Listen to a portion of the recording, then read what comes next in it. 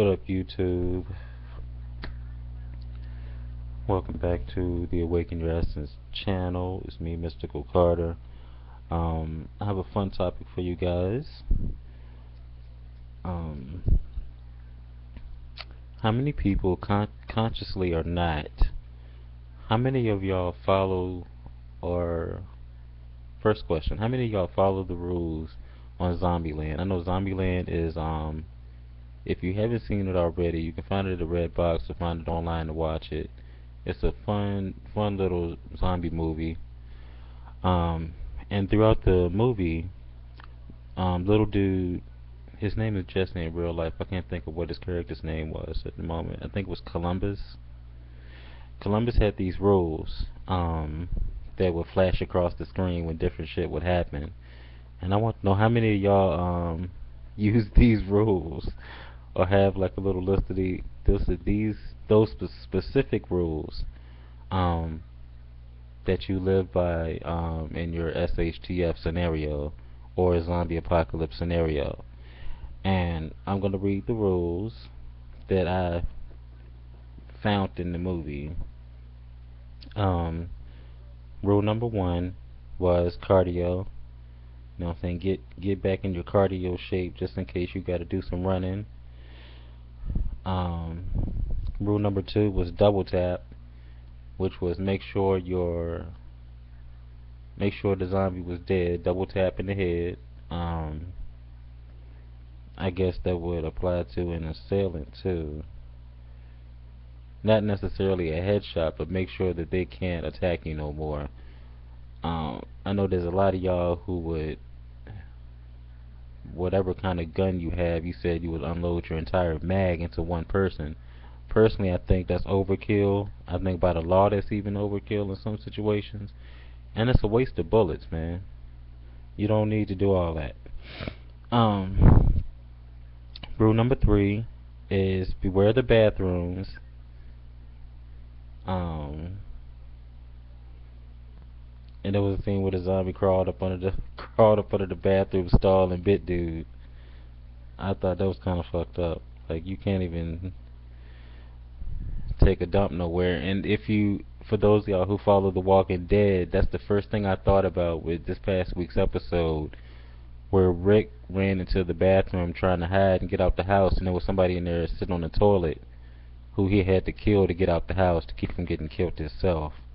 And that's the first thing I thought about. I tweeted it and I think I posted it. But I got the rule number wrong. Anyway, rule number four is fasten seatbelts.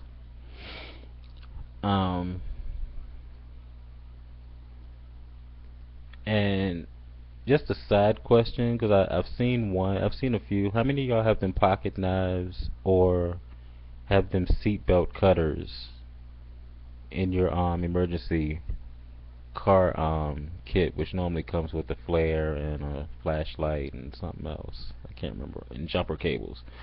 How many of y'all have those? That's just a side question. Rule number four, seatbelts. Rule number seven is travel light. Self-explanatory. Rule number 18 is limber up. I think I'm skipping one. Oh, rule number 11 is check the back seat. That's something I do anyway when I get into a car, even because you never know. Like, I've lived in, I guess what some of y'all will consider the hood. Personally, is just people. But always check the back seat. I really do it now after watching that movie, but that's something I would do unconsciously anyway, was check the back seat. Because most of the time when I travel, if I have my everyday carry bag, I throw it in the back seat, not directly behind me, but in the middle part of the seat back there. Um, Rule number 18. Rule number 18 was limber up. You know, since stay limber. Um, Rule number 22 was when in doubt, know your way out. Rule 17 was "Don't be a hero," and by the end of the movie, I forgot what he changed that to. 'Cause I think he said "be a hero" in some cases, but I didn't get that rule number. And rule number 32 was "enjoy the little things." Um, Obviously, I was watching it recently and took the time to write those down, just for fun. And I sat there, thought about it, and I'm like, how many of these rules would people apply to their SHTF bugging out, or that would more likely apply to your bugging out than your bugging in. But how many of y'all use those rules in your little scenarios as far as staying healthy and staying in shape? Um, and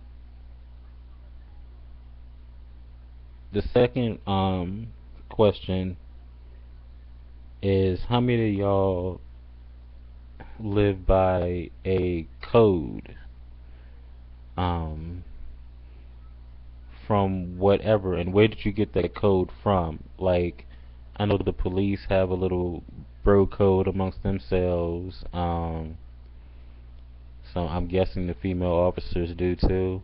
I don't know that many of them on a personal level. I've known more male cops than female cops. And there's different codes in different military branches. I think they have different codes that they'll say to each other. But I know for the Marines, it's honor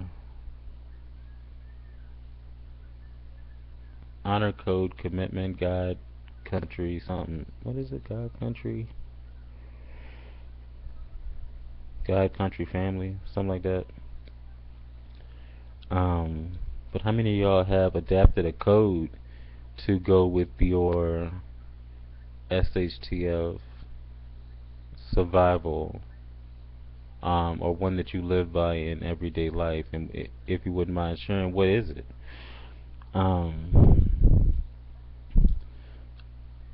Code's just like anything else. If y'all can't tell, I'm a free thinker. I feel like you have the right and the duty to adapt things to make your life better. If a certain code of ethics, um, or code of life doesn't fit you, there's no point in trying to force it in. Um, just like if you're a person that don't like to work out, like if I was to use the rules from the movie, limbering up, cardio, none of that wouldn't be in your list anyway. Because realistically, you know yourself that you don't like to work out. Um,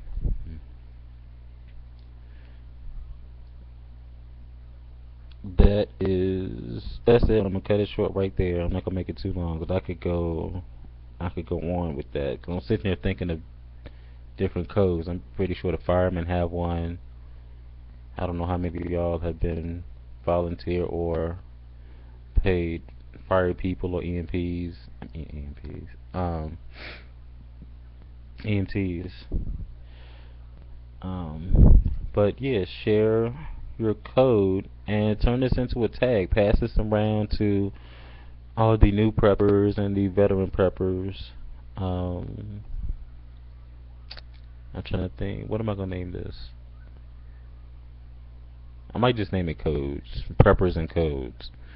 You know what I'm saying? The fun factor is already there. And have fun with it, y'all. Thank you for watching my videos and subscribing for all my new subscribers.